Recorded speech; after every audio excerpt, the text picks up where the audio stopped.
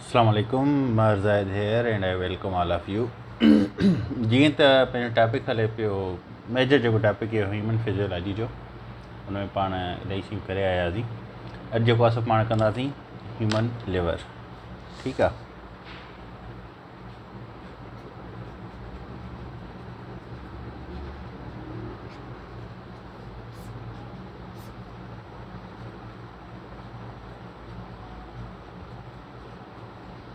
सही आहे। हाणे ह्यूमन लिवर खां अॻु में तव्हांखे हिकु शइ सम्झणु घुरिजे त बाबा जेकी असांजी बॉडी आहे या इंसान खे पंहिंजे सर्वाइवल लाइ, ज़िंदगी गुज़ारण लाइ या पंहिंजी हयाती खे पूरो करण लाइ 5 जेको आहे सो वाइटल आर्गन जी इलाही इम्पोर्टेंस हूंदी आहे। उन में त तव्हां जेकी ज़िंदगी ख़ुशहाल ज़िंदगी या सिहतमंद ज़िंदगी गुज़ारियो था त उन लाइ 5 वाइटल आर्गन्स आहिनि जेके इसेंशियल आहिनि फॉर सर्वाइवल।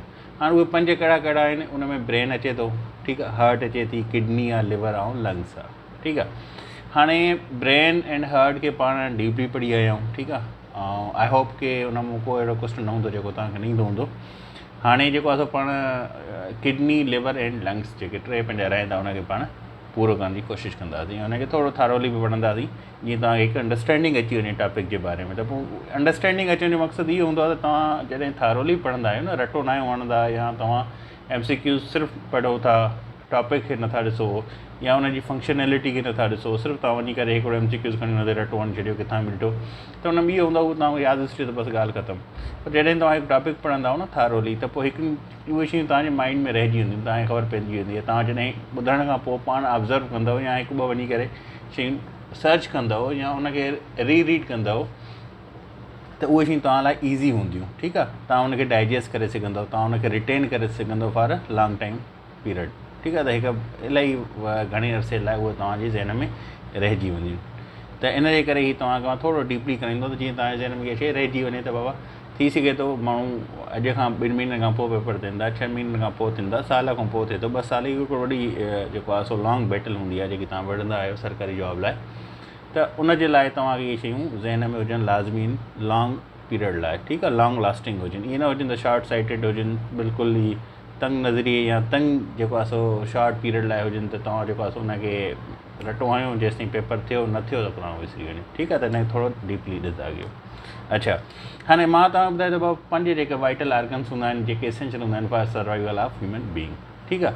ऐं कहिड़ा कहिड़ा आहिनि? ब्रेन आहे, हार्ट आहे, किडनी आहे, लिवर एंड लंग्स। ठीकु आहे। हाणे अॼु पाण जेको आहे सो लिवर कंदासीं, ब्रेन एंड हार्ट खे पाण करे आया आहियूं। ठीकु आहे। हाणे लिवर जेको आहे सो इहो एब्डोमिनल ग्लैड्यूलर आर्गन आहे इन डाइजेस्टिव सिस्टम। ठीकु आहे। त इन जो हिकिड़ो मेन इम्पोर्टेंट जेको आहे सो ऑर्गन आहे छाजे लाइ? डाइजेस्टिव सिस्टम में। नंबर 1 शइ।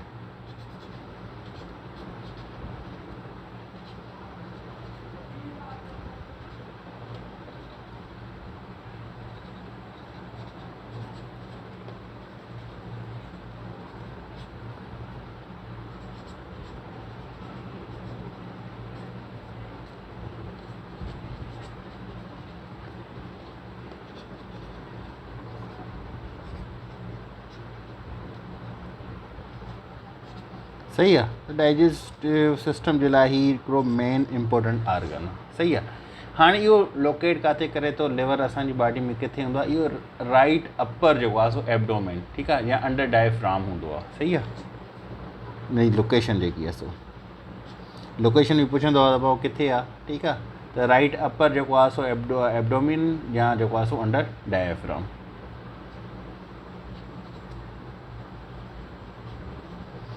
ऐं डायफ्राम तव्हांखे ॿीहर ॿुधाइण जी ज़रूरत ई न आहे, पाण अॻे में पढ़ी आया आहियूं। ठीकु आहे। सही आहे। लिवर जेको आहे सो डाइजेस्टिव सिस्टम जो हिकु मेन आर्गन आहे। ठीकु आहे। इन जी लोकेशन छा आहे उहा पाण पढ़ीसीं। लिवर जेको आहे सो वाइटल आर्गन आहे, हिकु अहिड़ो आर्गन आहे जेको पाण त हिकु आहे पर उहो सपोर्ट करे थो नियरली एवरी अदर आर्गन, ठीकु आहे, ऑफ दी बॉडी। ॿियो जेको बि आर्गन आहे इंसान जी बॉडी में, उन सभिनि आर्गन खे कहिड़े न कहिड़े तरीक़े सां इन सम कैपेसिटी लिवर जेको आहे सो उहो सपोर्ट कंदो आहे। सही आहे। उनखां पोइ जेको आहे सो जेकी सेकेंड लार्जेस्ट आर्गन आहे असांजी बॉडी, स्किन जेको आहे सो फर्स्ट ईंदो आहे। उनखां पोइ जेको सेकेंड लार्जेस्ट आर्गन आहे असांजी बॉडी जो उहो कहिड़ो आहे? लिवर आहे। नंबर 3 शइ हिन में जेकी यादि रखणु आहे वन पेपर जे हिसाब सां।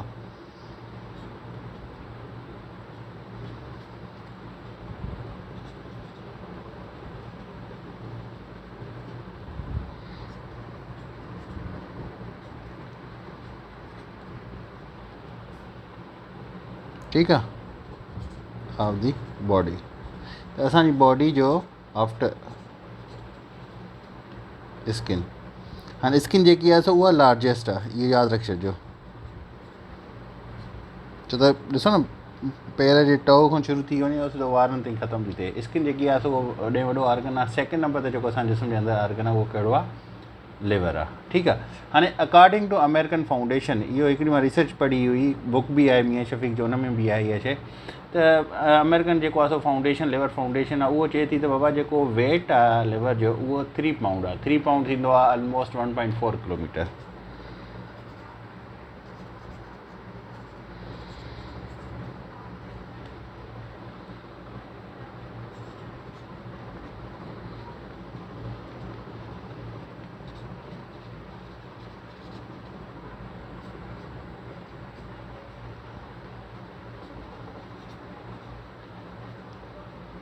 ठीकु आहे, 1.4 किलोग्राम्स, या जेको आहे सो हुनखे तव्हां 3 पाउंड्स चई सघो था। त वेट तव्हां खां पुछंदो आहे त भाउ वेट केतिरो आहे लिवर जो, त वेट लिवर जो आहे 3 पाउंड या 1.4 किलोग्राम। ठीकु आहे। आई थिंक पहिरियां मुंहिंजे वात मां किलोमीटर्स निकिरी वियो, सॉरी। अच्छा, हाणे उन खां पोइ छा आहे त इन में लॉब्स घणा हूंदा आहिनि उहो पुछंदो आहे लिवर में। There are 4 lobes in liver.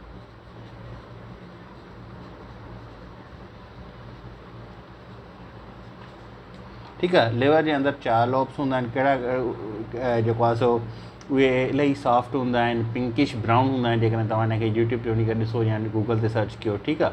ऐं इन जे अंदरि ई जेको आहे सो सेवरल बाइल डक्ट्स बि हूंदा आहिनि। ठीकु आहे। डक्ट्स हूंदा आहिनि बिल्कुलु सोराख़ जेके हूंदा आहिनि उहे बाइल डक्ट्स बि हूंदा आहिनि लिवर जे अंदरि। ठीकु आहे। उहो वन पेपर में न ईंदो आहे, इन जे करे उनखे तव्हांखे इंपॉर्टेंस ॾियण जी ज़रूरत ई न आहे।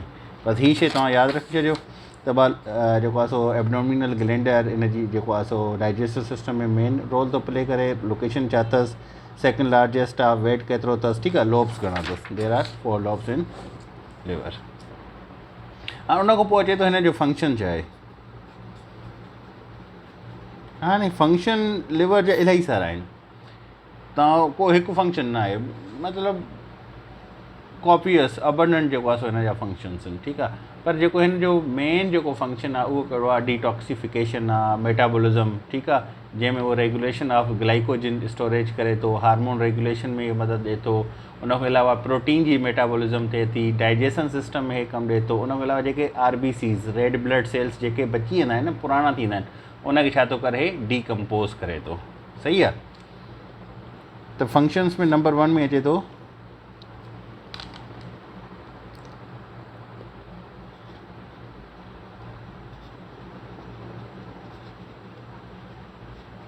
ब्लड जे अंदरि जेके बि शयूं हूंदियूं न, लेट सपोज तव्हां ड्रग वठो था, चलो अॻिते ॿुधाईंदो तव्हांखे। डिटॉक्सिफिकेशन। ठीकु आहे। नंबर 2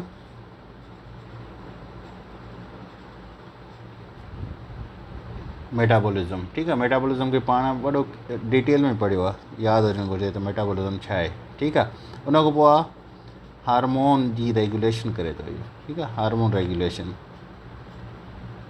सही आहे। उन खां पोइ छा थो करे? प्रोटीन जेकी हूंदी आहे या जेकी अनडाइजेस्टेबल प्रोटीन हूंदी आहे उनखे बि इहे कन्वर्ट कंदो आहे। ठीकु आहे। ग्लूकोज़ में।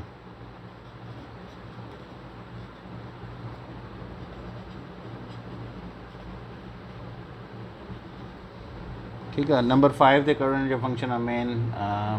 मेटाबॉलिज़म, उन डाइजेशन मेन फंक्शन जेको आहे हिन जो, त असांजे डाइजेशन लाइ वाइटल ऑर्गन आहे। ठीकु आहे। उन खां अलावा छा थो करे? डीकम्पोज़िशन करे थो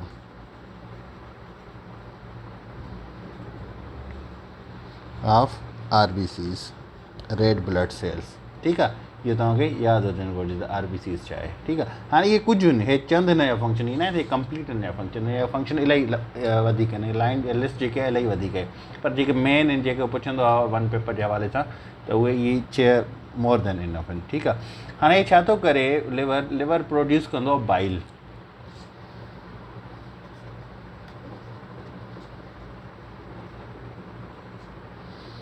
हाणे ही वन पेपर में पुछंदो आहे त बाबा लिवर छाखे प्रोड्यूस करे थो, या बाइल खे केरु थो प्रोड्यूस करे, त बाइल खे प्रोड्यूस केरु थो करे, लिवर थो करे। हाणे बाइल छा हूंदो, बाइल हिकिड़ो केमिकल सबस्टेंस हूंदो आहे,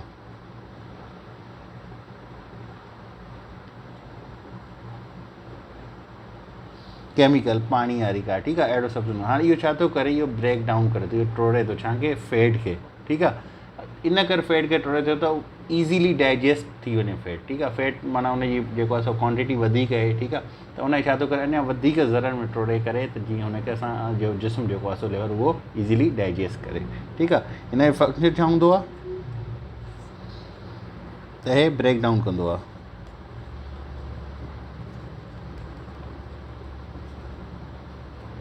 सही आहे, त फैट खे ब्रेक डाउन कंदो आहे।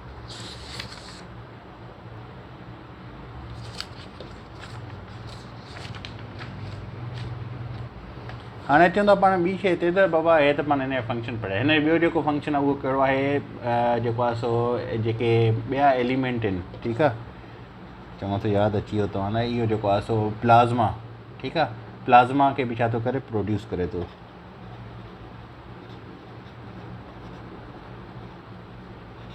या सेंथेसाइज़ ई तव्हां खणी चयोसि,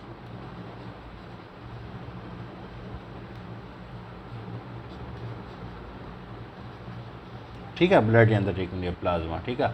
ऐं जेको आहे सो स्टोर करे थो, हिन जे अंदरि जेको आहे सो वेरियस विटामिन्स जेके आहिनि सो उहे बि स्टोर करे थी सघनि थियूं।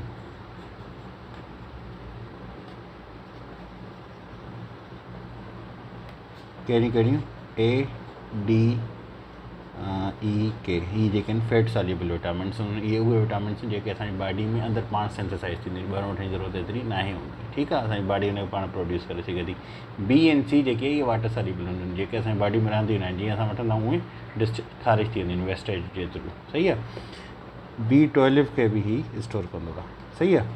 त ही उहे विटामिन्स आहिनि जेके हिनखे ही स्टोर करे थो। ॿियो आयरन खे बि स्टोर कंदो आहे, सही आहे। उनखां अलावा जेको आहे सो ही छा थो करे, त जेको आहे सो जेकी सिंपल शुगर ग्लूकोज़ हूंदो आहे, हाणे ॾिसो न, तव्हांजी ब्लड शुगर जॾहिं लो थी वेंदी आहे, ब्लड शुगर में हेठि किरी पवंदो आहे, तव्हां ॾिसंदा आहियो 80 खां हेठि वेंदो आहे, 60-70 ते, त पोइ छा कंदो आहे, त हिन जे अंदरि जेको शुगर ग्लूकोज़ हूंदो आहे उहो कन्वर्ट कंदो आहे छा में, यूज़ेबल ग्लूकोज़ में, त तव्हांजी ब्लड शुगर जी लेवल खे जेको आहे सो उहो वञी करे फॉल करे, मतिलबु त उनखे वञी करे मेंटेन करे।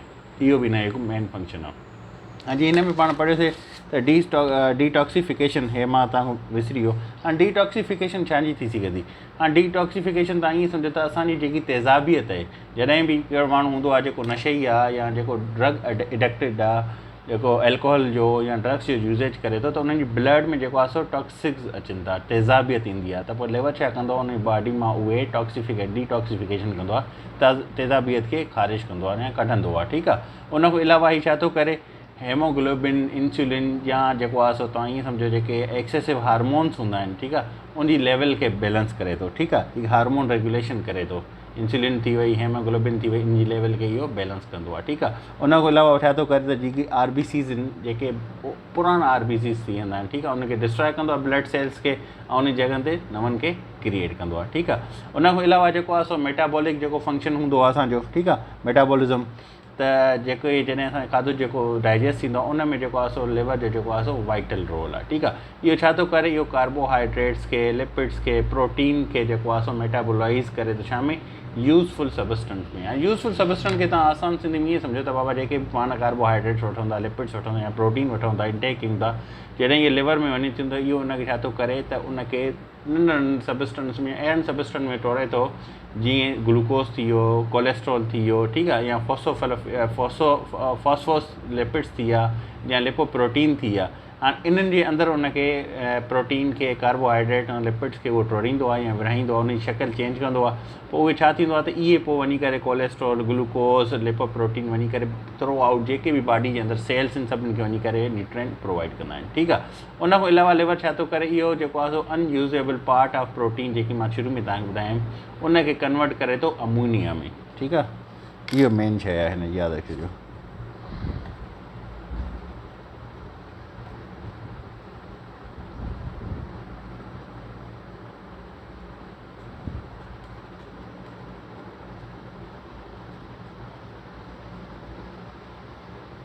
MCQs लास्ट टाइम आयो ADFI टेस्ट में, ठीकु आहे। त जेको आहे सो लिवर छा थो करे, कन्वर्ट करे थो अनयूज़ेबल प्रोटीन जेकी हूंदी आहे, जंहिंखे यूज़ न करे सघंदा, ठीकु आहे, उनखे छा में कन्वर्ट करे थो अमोनिया में, ऐं इवेंचुअली उहो वरी जेको आहे सो यूरिया में कन्वर्ट थी थो वञे, ठीकु आहे। त हीअ मेन शइ हुई लिवर जी, ठीकु आहे। लिवर जा फंक्शन छा आहिनि, सिंपल आहे।